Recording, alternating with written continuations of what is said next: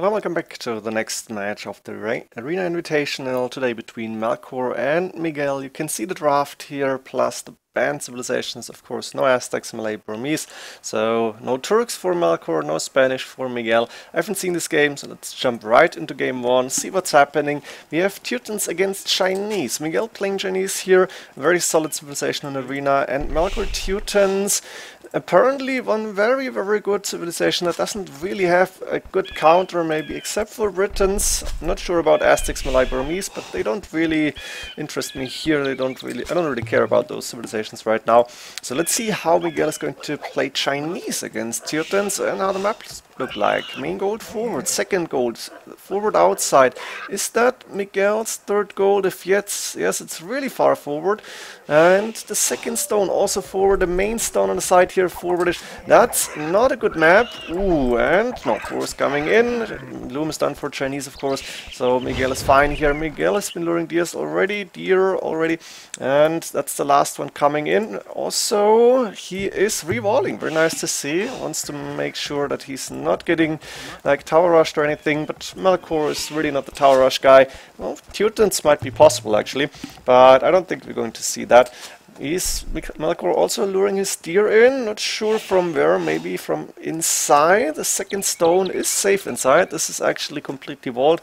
Second gold safe in the back, main gold safe in the back, main stone safe in the back, third gold on the right hand side outside. So his map is a lot better than Miguel's.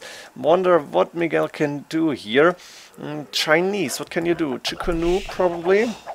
If there is Paladin, you could go for Halberdier, of course. Scorpions, but then there's always the problem of monks or onagers, or both. And against the Teutonic Knights and the siege unit, you can't really do a lot. It's a really strong combination. I guess Melkor will still go with scouts in feudal castle age. Probably, no light cap this time, but that's not really the big problem. So let's see how the players continue here, if we're going to see anything out of the order, anything special. But for now, I think everything is just fine. There's another deer coming in. Where are they? Maybe they were on the left hand side. I don't really care where they were. We have one really close to Miguel, another one closer to him but in the neutral zone. Extra berries here, that doesn't really matter for us. Do we have extra resources on the map? Not that I can see. Interesting. We have another relic here closer to Melkor, this one close to Melkor, in the middle of course between the two players, and this one also a little bit closer to Melkor, but again close between both players, so could go to either player. We have the barracks coming up for Melkor, and I'm expecting to see a stable and blacksmith next. We have a lot of farms already, but it's Teutons farms, they are cheaper, so why not go for that? And stable blacksmith on the way. Miguel doing the blacksmith and the stable, so we're going to see similar strategies in Castle Age. The thing is, as we know Melkor, he will try to go and take map control, be strong in Castle Age and make sure that he is not losing there, he's not falling behind too much, and if he's falling behind in the boom, which is usually the case, he has the map control, he can go aggressive in Castle Age, he can delay his opponent's Imperial Age attacks, and then usually he's coming out stronger actually, so he's got a better economy setup, he's got more army on the field already, and even more upgrades probably. TC is coming up on the wood lines, and this one also on the main stone. I like to see this. Makes sense for Chinese to get a castle up. 2 scouts from Melkor, 3 from Miguel, and Miguel could go for that light cav upgrade, both on the way from both players, and done. So Melkor right now has to run back, and he cannot go for the light cav. A knight even out for... oh, sorry, that's Miguel. I confused them. No light cav, but we can see the knight out from the Teutons from Melkor, and we see a monastery from Miguel. No, we don't. As for Mercius, Melkor, he's got a monastery up, going for TC on the wood line in the second stone. Nice to see that one. And do we have a 30C yet? No. A lot of farms, no 30C. Look at this. So many farms here. This one is really not too good, but I guess there were berries there. Not sure about it. And we have 5 villages on gold. That means Melkor is going, at least for map control, maybe even going aggressive here. And he's bringing the first relics. That's number 1. He's got 2 monks here. here. We'll try to go for the next one here close to this map, I guess. And he's also protecting this relic that is close to Miguel. Miguel, of course, ahead in the boom 9 villages right now, going for a monastery 19 minutes in. And he may try to go for some relics, but that means he needs to invest more and more resources. And that's not going to be easy to do. He's not going for, like, we could see camels here for the Chinese. That's not happening. And that's small fights here. I guess the spearman went down, yes. And it looks like Melkor could get all the relics and be prepared for a longer game in mid to post-Imperial Age. Next relic coming up, and there's one more here. Can you see all the relics? Miguel can see all of them. Melkor, yes, good scouting. There was a conversion. What happened? Oh, I guess a knight got converted here from Melkor. Nice job by Miguel. That means he could go for some relics, but Melkor already grabbing the ones that are close to Miguel here. Miguel Weber on the way. A lot of farms up, and looks like he is going to be up to Imperial Age quite early on, because right now he's housed and he's gonna get a lot of resources in. Also with the castle coming up now, protecting the main gold, covering the second gold, and even trying to grab a little bit of the third gold, I guess. Melkor doesn't have a siege workshop, so he cannot stop this castle. Also, there's 2 monks to convert more knights, and I think that might happen. No, not yet. Teuton's bonus, of course. But Melkor at the same time going for all those relics. He's gonna have 5 relics, and he's not so far behind in the boom now. Like 11, 10 villages, something like that. Going for monastery in the back to make sure that he's not going to lose these relics. And I think that's a very good idea. The siege workshop is now up, but the castle, of course, is protecting the main gold now. That means Miguel will have safe gold for now, at least. And Miguel ahead in the score by a little bit, population-wise, almost neck and neck. And of course, with those relics in the monastery, Melkor has a little bit of a gold advantage. We have one extra gold here, actually, something I didn't see, but Melkor got an extra gold inside his base. So that's at least one. Good to know. A little bit blind sometimes, but I guess either you saw it already or it's not really that important, and now we found it. I guess Melkor can see it.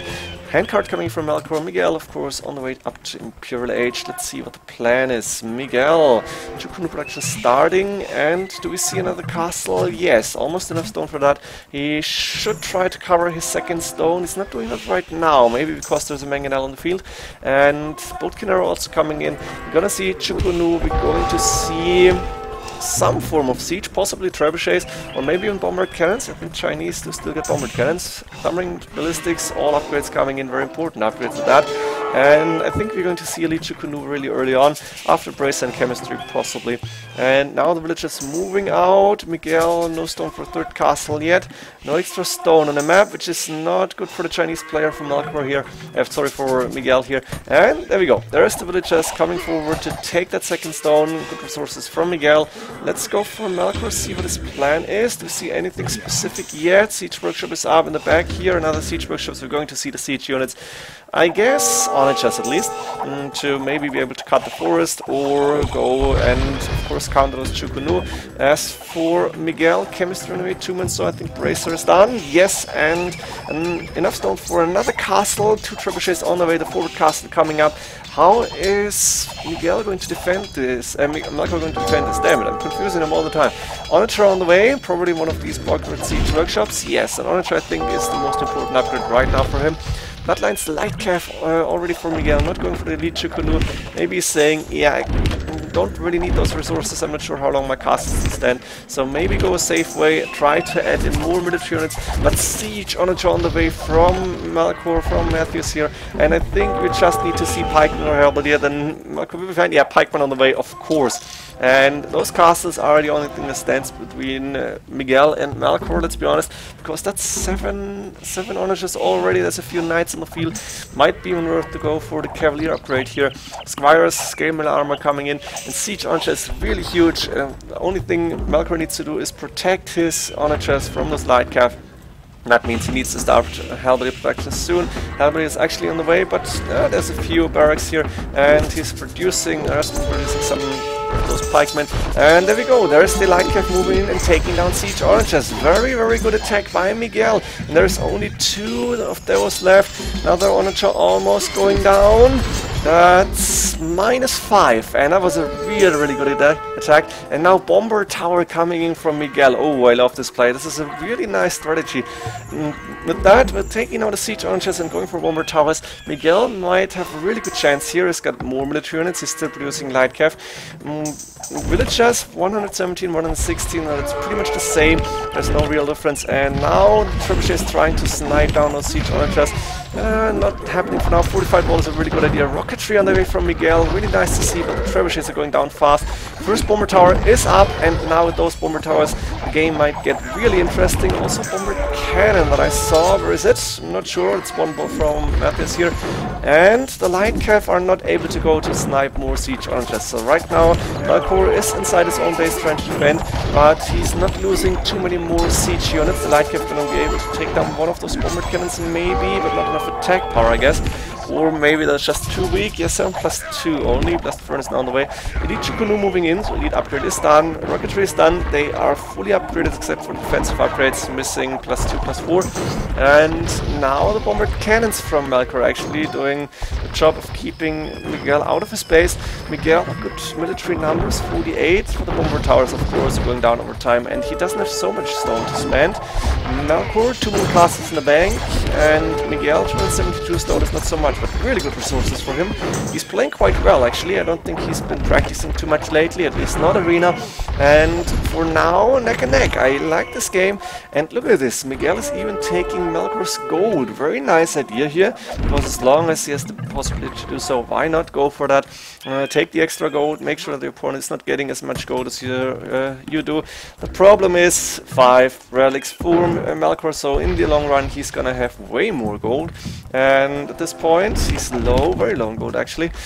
Cast on the left hand side protects his wood line or the main entrance of his base, I guess, or the weak entrance. Another castle coming up on the right hand side from Melkor to cover his gold, so he is going to take his gold back, I guess, to reclaim his gold, and he's using the trebuchets and bomber cannons to start and attack the bomber towers and that forward castle. Counter trebuchets from Miguel, not in position, and now there's again 7, 8, 9 siege archers moving forward. I think this castle is going down, and at this point Melkor has the advantage because he's got a superior army. Boardings coming in from Melkor, ballistics, blast furnace, all the upgrades you need in the post-Imperial Age. And the bomber cannons are also going down. Bomber towers, sorry. The few of those villages are dying, which is not the biggest problem in the world. I think Melkor can easily rebuild those, and he's still on 95, so that's alright at this point. Now the siege archers moving forward, and what can you do against this army composition? If there was Elite Titanic Knights, I'd say you can call it GG, because that would be just too strong. The light cav moving in to snipe one of those siege archers, maybe one bomber cannon, but no, not happening, only one going down. Miguel is losing his forward buildings, and he missed his chance to win this in like early Imperial Age. That's not easy to do. And right now I'm not sure how to come back against this army composition. You need more military units, and Miguel is on half the military numbers. The bomber towers went down, of course.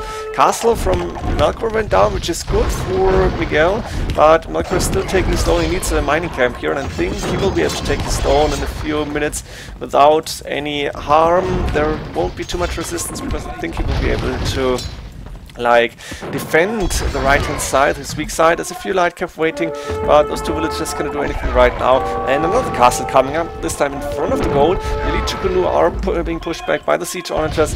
Miguel has 7 stables here, got a good amount of light cav, but 73, 75 military units by Melkor already, and he's really well prepared to meet whatever Miguel is throwing at him. And right now I think Miguel will lose this game, just because Melkor has the better civilization here and was not misplaying this or made big mistakes here, but played very solid. The siege archers are doing so much damage. The Elite Chukunu, yeah, 14 attack, good against siege, but what can you do here against that army composition? And actually Miguel calling the GG. He's not down on the ropes, on the floor like with 165 population, but 106 military units from Melkor. Really strong player plan, really solid, and Miguel tried his best. Maybe in his best Master Arena times he would have been able to beat that, but that's not easy to do. Hope you enjoyed the first game. See you in the next one. GG.